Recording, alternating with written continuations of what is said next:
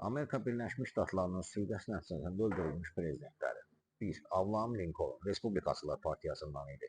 1865-ci ilin aprel ayında teatra izləyərkən arxadan ona yaxınlaşan gənc aktyor John Wood tərəfindən Mauze tüfəngindən atılan atəşlə öldürülür və John Woodun özünü də həbs edib edam edirlər. Düzdür, Abraham Lincoln səhər dünyasını dəyişir. 2. James Garfield 1881-ci ilin iyul ayında dəmir yol vağzalında oturub qatar gözləyərkən arxadan ona yaxınlaşan ruhi xəstə Charles Tito tərəfindən tüfənglə atılan atəşlə yaralanır. Lakin yara ölümcül olmasa da pis müalicədən dünyasını dəyişir. Charles Titonu isə məhkəmə edama məhkum edir. 3.